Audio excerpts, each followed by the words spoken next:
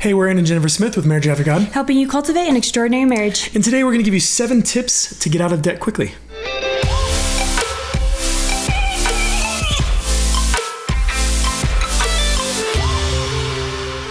Thanks for joining us for this week's episode. We have a fun one. We're going to give you 7 tips on how to get out of debt quickly. But before we do that, please subscribe to our channel so that you get updated and notified every single time we upload a new episode. Now we know there's way more than 7 tips that people can offer for getting out of debt quickly. So we want to hear from you. Please leave some comments and letting us know your quick tips on how to get out of debt. So this is a huge topic. Most of the country's in debt. Mm-hmm. Well, I think it's a mentality of the culture that it's been accepted and it's been okay to live a life of debt. So I think that there's just a lot of people living that way. And we did. We had $20,000 of debt that we chopped away at, early on. We've been out of debt now for how many years? Gosh, like 6. Yeah. And you know what? We love being out of debt. Yeah. It changes the way we think. It changes the way we spend money. Changes the way we save money. And it changes the way we look at things that cost money. So our heart for you guys, as marriages that are chasing after God and his ministry for your life, is that you would be debt free, because what God put on our hearts when we decided to come back from the mission field and go home and get out of debt was that we could be more free to minister for him and do his work and what he calls us to do without debt. And I would say that is the number one benefit and blessing of being debt free is the freedom we have to do whatever God wants us to do. Yeah. It's just freedom. And so that's our heart for you. Yeah. And so we just want to give you 7 tips. These are simple tips to help you get out of debt. And so we're just going to jump right in. I want to start off in Proverbs first and talk about the way we should think about debt. Yeah. Okay. Give them some wisdom. Yeah. Chapter 22, verse 7. The rich rule over the poor, and the borrower is slave to the lender. And this is just the reality. And this is this is Proverbs. So it's just giving this like black and white of the world. The idea is that the borrower is slave to the lender. When we borrow money, when we borrow from the future for the present, we become slaves to the one who gave us.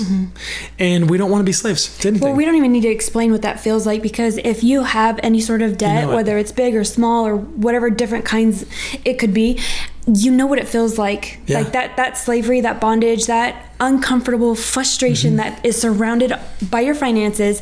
You know what it feels like. Yeah. You know that you could probably live off of way less if you didn't have that extra bill you had each month.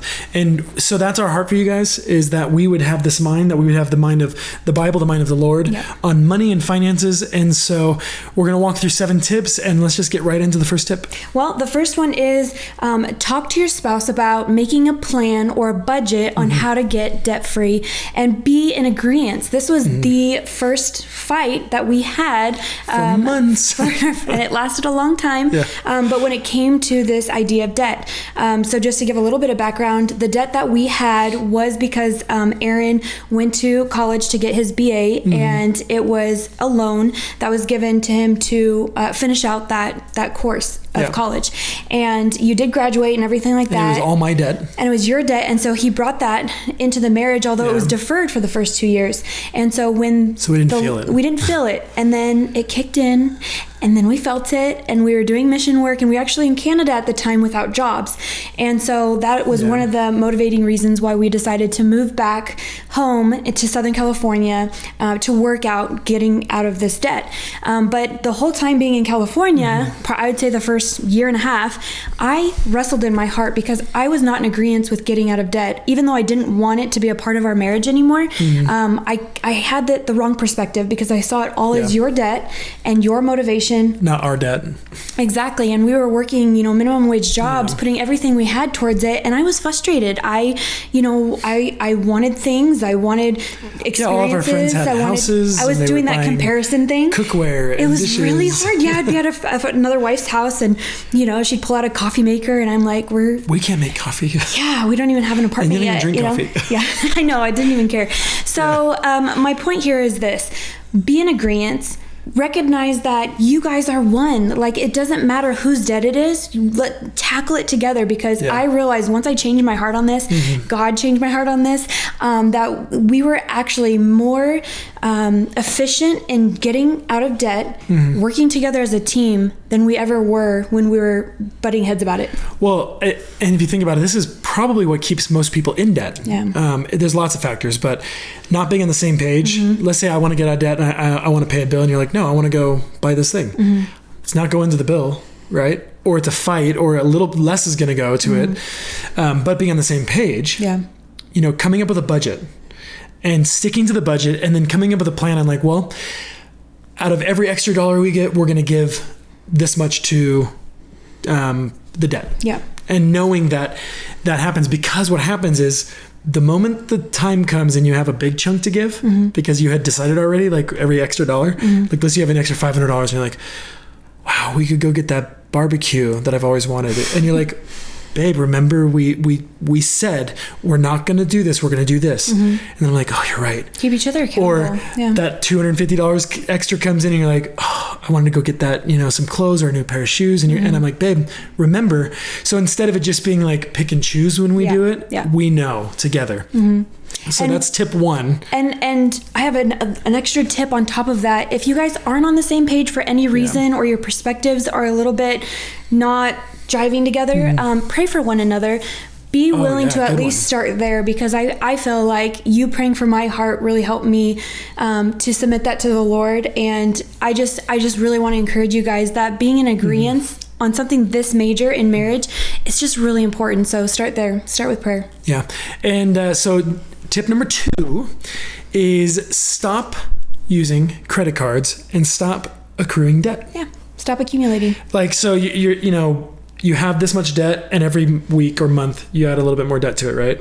And then you try and chip it on this end, but the chipping away is much smaller. We know how it works. Like most of it goes to interest, a little bit goes to principal, or none goes to principal, and you're adding debt.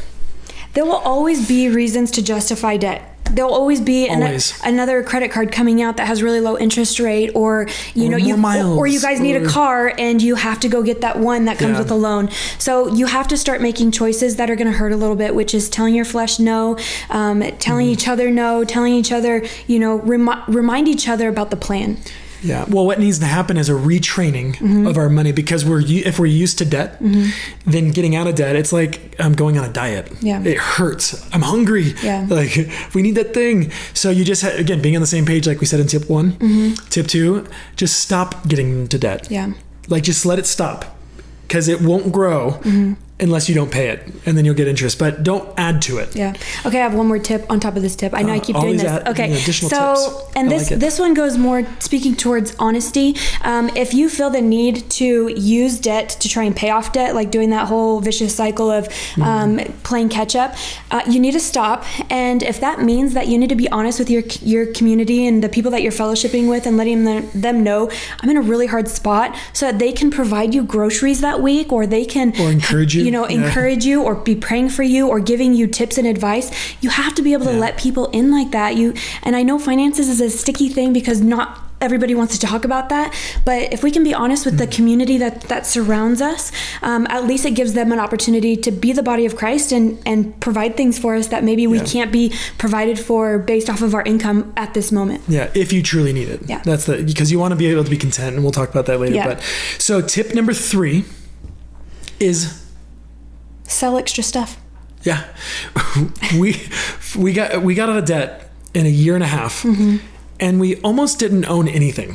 Yeah. Well, to start with, we didn't really own anything. But we sold everything. Yeah, we did. We sold every extra thing we could.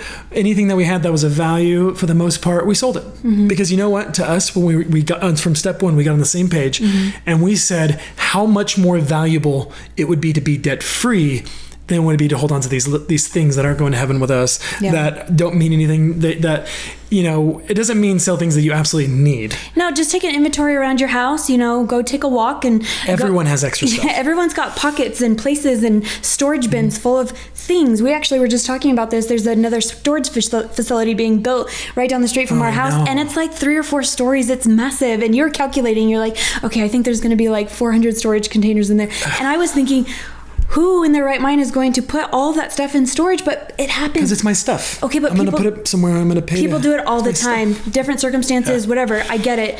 But my point is that we have stuff that we can let go of. We have stuff that we can get rid of. Utilize Craigslist. Utilize a garage sale. Utilize Facebook even has a marketplace for things like this. And you can easily rack up some extra change by getting rid of stuff. Every penny you make off the stuff you sell, put it towards debt. Yeah. And I would also suggest, here's my tip on the tip. Be in agreement on what you sell. Make sure that you have the approval of your spouse, just so that you don't get rid of anything that they really wanted to keep. Yeah, that's a good point. Well, but remember, making the plan, being on the same page, picking the stuff. Yeah. Another tip on top of the tip. Okay. I'm going to do what you were doing. When you go to make payments on your credit cards or school loans or any sort of debt, make sure to do principal only payments, because a lot of these places, they're so sneaky. If you just do an extra payment, what they'll do is they'll take your interest and they'll take their fees and all that out first, and then they'll take principal. Oh, that's good. So make sure you designate your payments that you send to the debt as principal only, if you can. So that's just another tip. Awesome. So why don't you tell us what tip number 4 is? So number 4 was kind of my idea. I thought it'd be fun to add this one, but it's use your giftings and talents. There's so many people that know how to make things like macrames. There's people that know how to paint. There's people that know how to do even web coding. Like there's so many different photography, variations of talents that can be utilized, especially on the side of whatever job you already have, to make that extra cash. And so, we used photography. It was a passion of ours. We both enjoyed it. And so we actually turned it into a little mini business. Yeah. We were working full-time jobs and doing this on the side. And we loved it for the time being that we had that going. We did every weekend, which leads us into step 5, which is we went into a season of our life where pretty much every single weekend, Friday, Saturday, Sunday, or Saturday, Sunday, we were doing photo shoots. We were shooting families, babies, weddings. So weddings made the most money for sure. So we both worked full-time jobs, but then we knew going into it that we'd be working nights to edit and things like that, and then on the weekend shooting. We didn't have kids back then, so if you have children currently, there's going to be just some logistical things. You may not both work, but there's things you can do. We know people that, going back to the tip before this, is they sew things and they sell them on Etsy, or they make candles. Get your kids involved in that. Yeah, so if they're old enough, they could. We live in a world where you can literally go online and start a business and sell something you make and ship it and make a little bit extra cash. Again, we say this to do this in seasons, because you can't just go forever doing this, working full-time jobs, doing all these extra things. You'll get burnt out.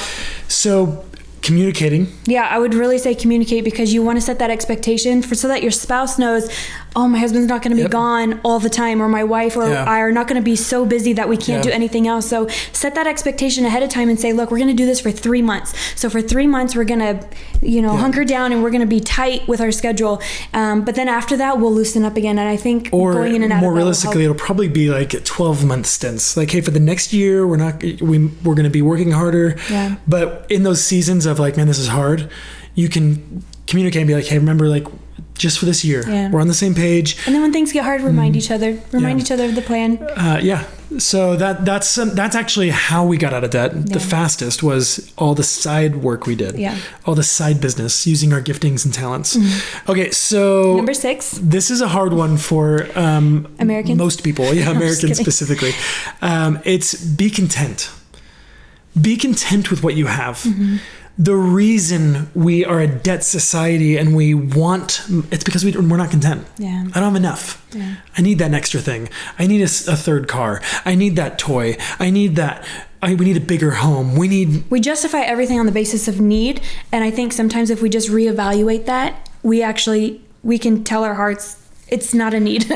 Well, as we start retraining ourselves, because all these things, they're all going to hurt our flesh, because we've trained our flesh to get whatever it wanted.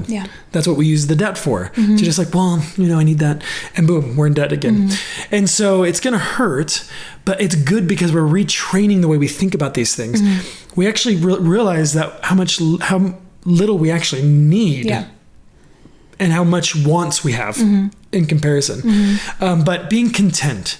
For 7 years, we had one car.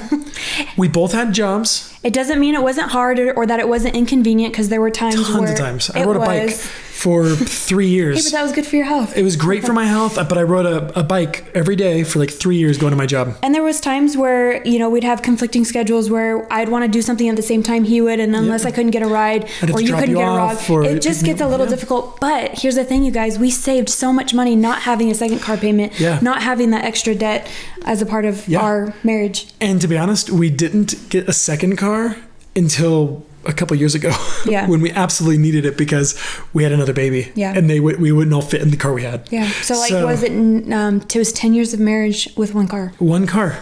And so this is just an example of being content and just realizing, like, what do we actually need? Can we make this work? It's going to be hard, but you know what?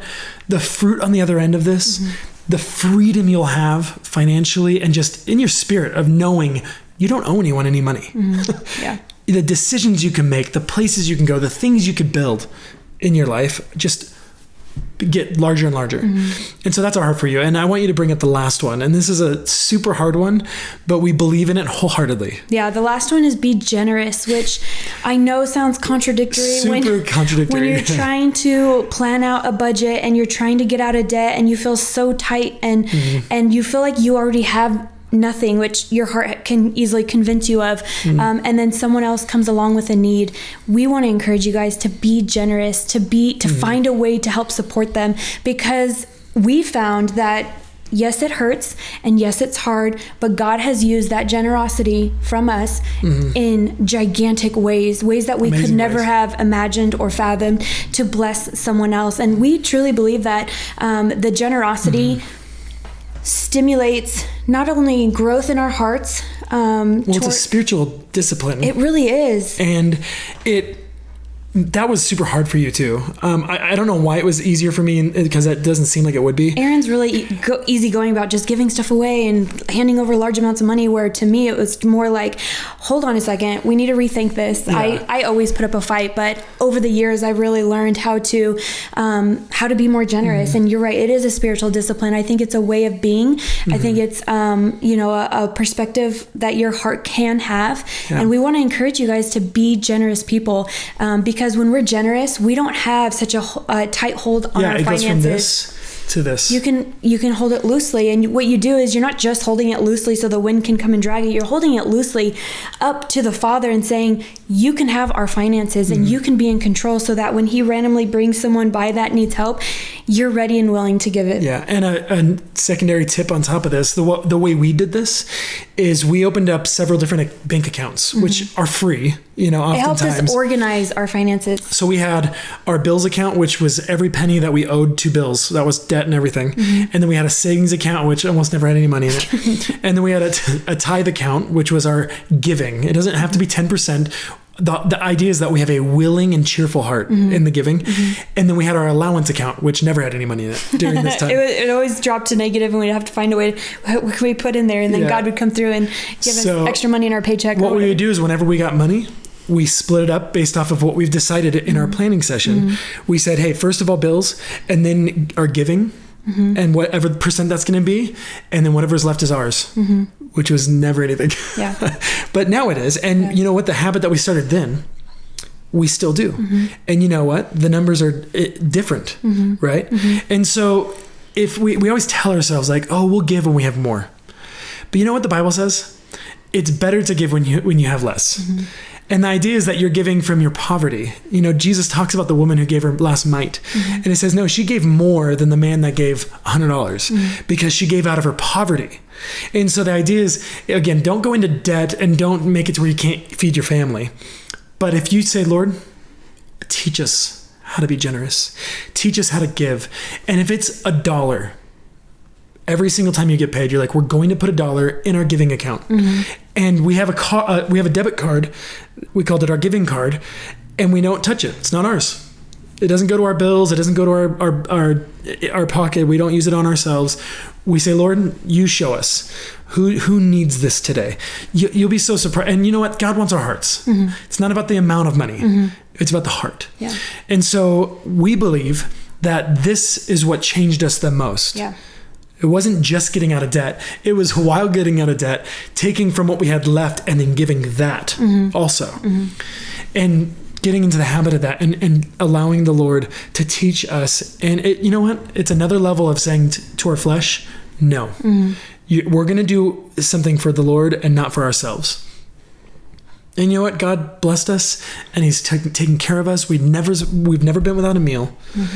And so those are 7 tips for getting out of debt. Of course, there's many other strategies and ways that you can add on top of this. So we'd love to hear those in the comments.